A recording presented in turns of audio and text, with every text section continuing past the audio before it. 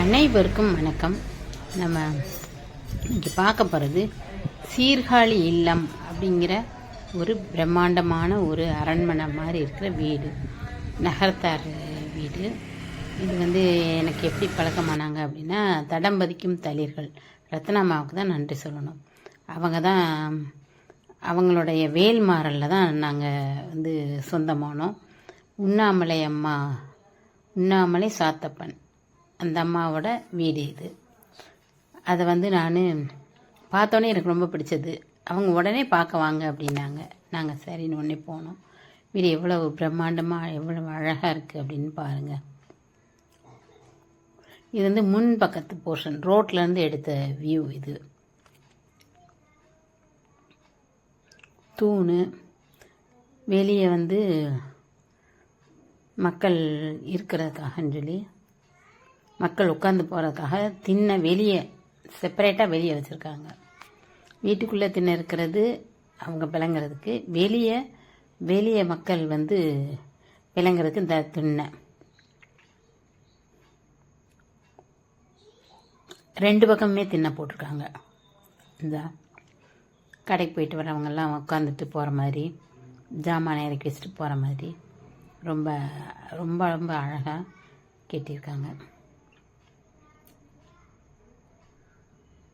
முந்தி இருந்த பழமை மாறாமல் அப்படியே வச்சுருக்காங்க. இதுதான் நிலப்படி. இது கஜலட்சுமி. சுற்றி இருக்கிறவங்கெல்லாம் அந்த தேவலோ பெண்கள் எல்லாரும் இருக்கிற மாதிரி இருக்குது.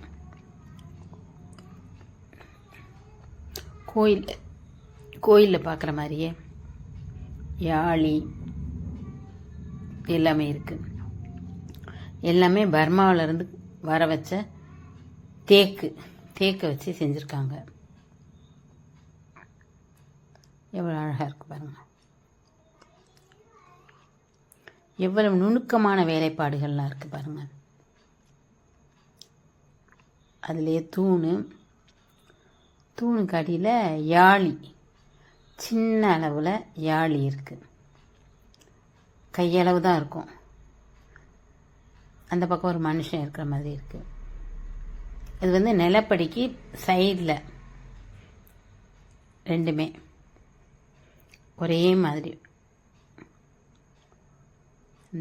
அதே மாதிரி அந்த பக்கம் இருக்க மாதிரி இந்த பக்கம் யாழி இருக்குது. இங்கே ஒரு வீரன் இருக்கிற மாதிரி இருக்குது.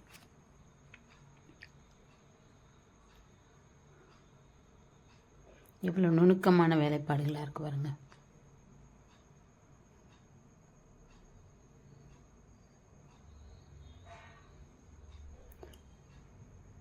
மேலேயும் கோயிலில் இருக்கிற மாதிரியே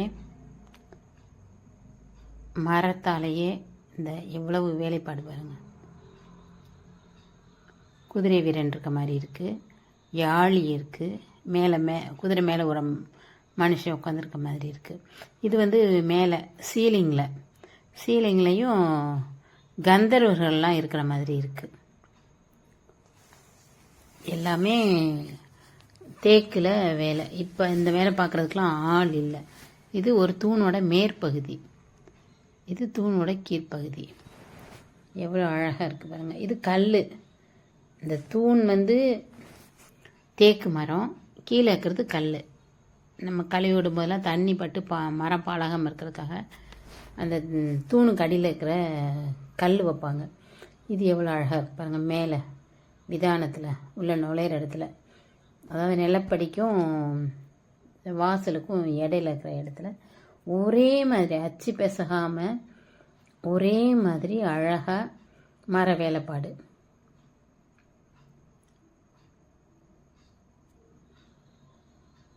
எவ்வளோ அழகாக இருக்குது பாருங்க.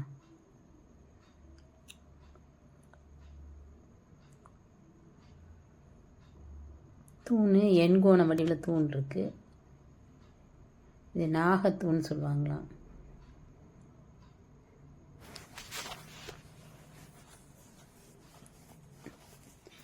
இது கல் தூண். அவங்க வெள்ளி கலரில் பெயிண்ட் அடிச்சிருக்காங்க.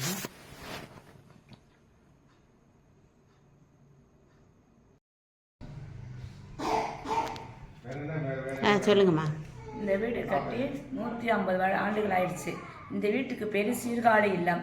நாங்கள் வந்து அந்த காலத்தில் எங்கள் ஒரு 5 தலைமுறைக்கு முன்னாடி சீர்காழியில் வந்து ஒரு இது வச்சுருந்தோம், தொழில் அங்கே நடத்துனாங்க. அதனால் இந்த வீட்டுக்கு பேர் சீர்காழி இல்லம்னு சொல்லுவாங்க. இது ஃபுல்லாகவே தேக்கு தான், ஃபுல்லாக எல்லாமே தேக்கு. அந்த காலத்தில் பர்மாவிலேருந்து கொண்டு வந்து இந்த வீடு கட்டினது. ஆம்பளைங்களாம் பர்மாவிலேருந்து சம்பாதிச்சு கொண்டு அனுப்புவாங்க, பெண்கள் தான் இந்த வீடையே கட்டி முடித்தாங்க. இந்த வீடு வந்து இப்போ இந்த வீட்டில் வந்து 8 பங்குதாரர்கள் இருக்கிறோம். அதில் 25 ஃபேமிலி இந்த குடும்பத்தில் இந்த வீட்டுக்குள்ளே இருக்கிறாங்க. திருவிழானா 25 ஃபேமிலி இந்த வீட்டுக்கு வந்துடுவாங்க. அப்போ தான் இந்த வீடு கலகலன்னு இருக்கும். இப்போலாம் நாங்கள் 2 பேர் தான் இருக்கிறோம். நாங்கள் ரிட்டையர் ஆனதுனால இங்கே இருக்கிறோம். இல்லாட்டி நாங்கள்லாம் சென்னையில் தான் எல்லாருமே இருக்கிறாங்க. இந்த வீட்டுக்குள்ளே இருக்கிறவங்களாம் சென்னை, கோயம்புத்தூர், திருச்சி எல்லாம் இருக்காங்க. திருவிழா வந்து எங்கள் ஊரில் மே மாதம், அப்போ வைகாசி முதல் செவ்வாய். அப்போ வந்து நிறைய பேர் இங்கே வந்துடுவாங்க. 25 ஃபேமிலி பிள்ளைங்க குட்டி எல்லாமே இங்கே இருப்போம். ஒரு 50 பேராவது இந்த வீட்டில் இருப்போம். இப்போ நாங்கள் 2 பேரும் வந்து இருக்கிறோம்.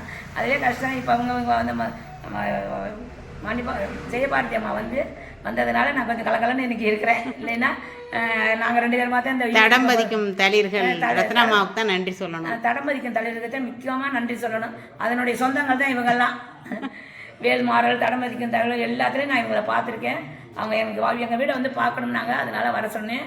நாங்கள் வந்து பொங்கல் போது எங்கள் வீட்டை எடுத்து தடம்பதிக்கும் தலைவில் போட்டிருக்கேன். நான் எல்லோரும் அதை பாருங்கள். இப்போ இவங்களோட யூடியூப்பையும் பாருங்கள். நன்றி, வணக்கம். இந்த வீட்டில் வந்து 1000 பேர் உட்காந்து கல்யாணம் பண்ணுவாங்க. எங்கள் வீட்டு நாங்கள் சத்திரமெல்லாம் முடிக்க மாட்டோம். இந்த வீட்டில் தான் கல்யாணம், இந்த வீட்டில் தான் சாப்பாடு, எல்லாமே இந்த வீட்டில் தான் நான் பண்ணோம். சராசரியாக ஒரு 1000 பேர் இந்த வீட்டுக்கு வருவாங்க கல்யாணத்தினாக்கா. அந்த அளவுக்கு எங்கள் வீடு இருக்கும். ரொம்ப நன்றி. ஜெயபாரதி அம்மாவுக்கு மிக்க மிக்க நன்றி. அந்த காலத்தில் சத்திரம் திண்ணை வச்சு கட்டின வீடு. அந்த காலத்தில் இது வந்து திண்ணை வச்சு கட்டின வீடு. 2 பக்கமும் திண்ணை இருக்கு. 2 பக்கத்து திண்ணை. அது மாதிரி நாங்கள் ரோட்டில் வந்து வர்றவங்க பாருங்க உட்கார்றதுக்காண்டி 2 திண்ணை கட்டியிருக்கிறோம். அங்கே பாருங்க, அங்கே 2 திண்ணை இருக்குது ரோட்டில்.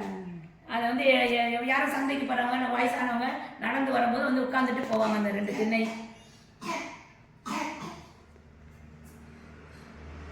அப்படியே பாரம்பரியமான வீடு. 1150 வருஷத்துக்கு முந்தின வீடு. நாங்கள் அப்பப்போ ரிப்பேர் பார்த்து வச்சுக்கிறதுனால எங்கள் வீடு அப்படி நல்லா இருக்கு. அது சொல்லணும் இல்லைம்மா? ஆமாம், அப்பப்போ நாங்கள் ரிப்பேர் பார்த்துக்கோ. நீங்கள் இது எடிட் பண்ணிடுவீங்கல்ல கொண்டு போய்? இல்லை அப்படியே தான் போடுவேன்.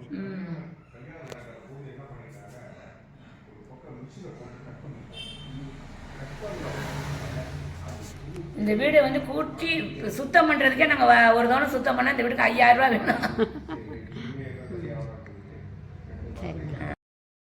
இந்த 2 திண்ணை, இந்த சைடு ஒட்டி இருக்கிறது, அது மாதிரி வீட்டுக்குள்ளே இருக்க தர ஃபுல்லாகவே நாங்கள் ஆத்தங்குடி கல் தான்.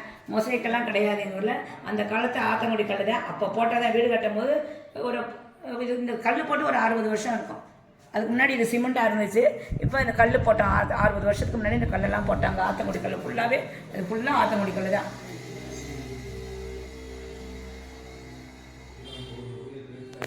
ஆத்தங்குடியில் இது வந்து தயாரிக்கிறது ஸ்பெஷல் ஆத்தங்குடி தான். இந்த கல் தயாரிக்கிறது வேறு எங்கேயும் தயாரிக்க மாட்டாங்க. இந்த கல் ஆத்தங்குடியில் மட்டும். அது ஒரு செட்டிநாடு ஏரியா. எங்கள் இடத்துலேருந்து ஒரு 25-30 கிலோமீட்டர் இருக்கும் அந்த ஏரியா.